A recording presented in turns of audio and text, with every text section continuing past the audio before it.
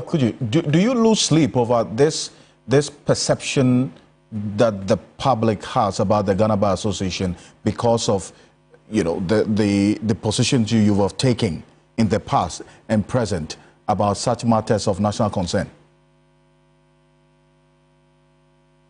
About a lot of matters, even the resolutions that were put in the public domain today, were not centered only on the subject matter involving the suspension of the CGO or head removal for that matter. You could see that we talked about Boku, we talked about Galamsey and some other matters.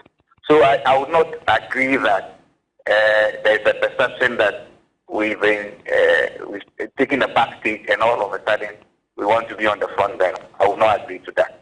It is true, it's not everything we can talk about. But once we need analysis, we have to talk about. I see, but you've talked about almost everything that is trending or of national concern in this statement you've issued.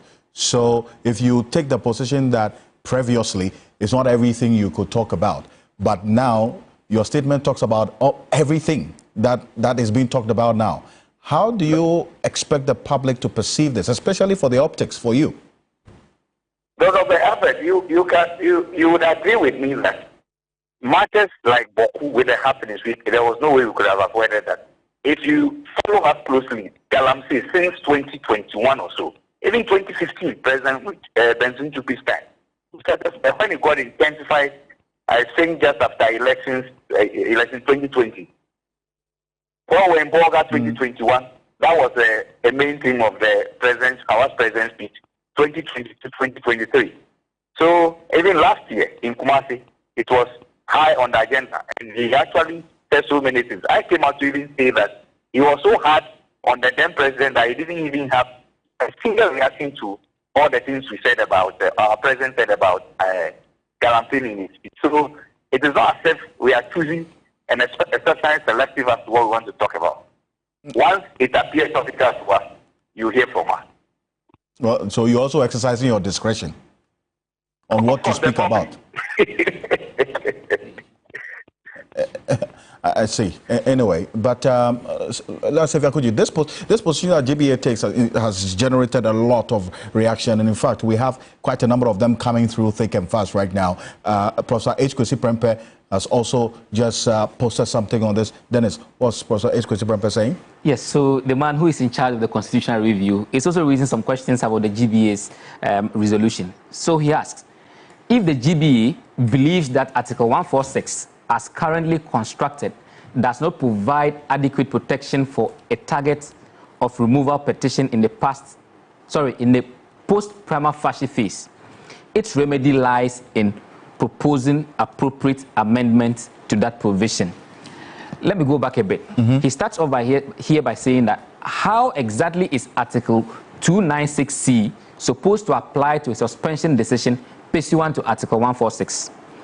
Is it the GBA's position that every time we read may in the Constitution, Article 296 is triggered?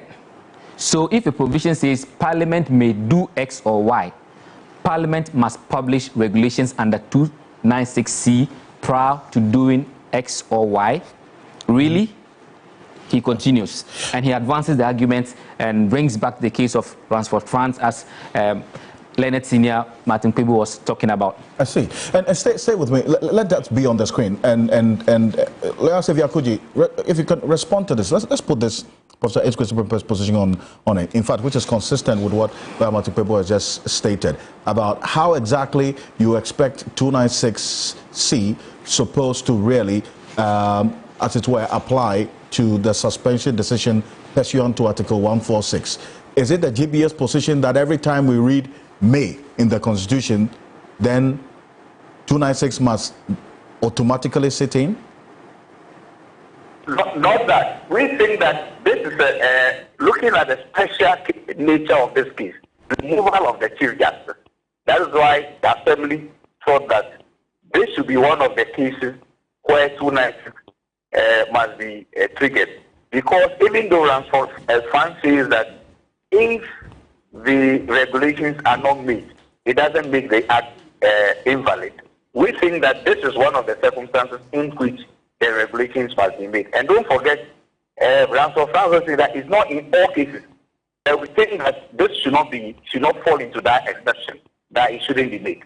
That is what Assembly thought. And let me reiterate that even at that Assembly, there were valid opinions and positions on this matter.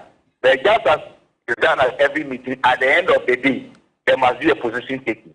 And if that position is taken by the majority, everybody must take it. Well, you acknowledge the dictates of 146 that this entire process must be in camera. I agree with that. But then you are making a demand that the president should publish the prima facie for all of us to see. Why is that? Why is that? Because that stage has been gone with. So it's just like a proceedings in a case you are doing. Once the recordings have been done, because this matter will not go back to the Council of State again. They have finished their stage. So whatever proceedings that they have, decisions that they have, I think they can give it to whoever they want to give it to. But it is our right to make a request. It is their right to say that, look, we won't give it to you. But your request, premature to ask for them. But your request must not be in oblivion. I mean, it must be predicated on something. That's why I ask you exactly what is this based on. But it's based on the fact that there's been a decision or there's been an advice that a prima facie case has been established. That is why the president took the next step by suspending the Chief Justice. So the request at the Assembly was that, okay, can you furnish us with the reasons constituting the establishment of the prima facie case against the Chief Justice relative to the petition?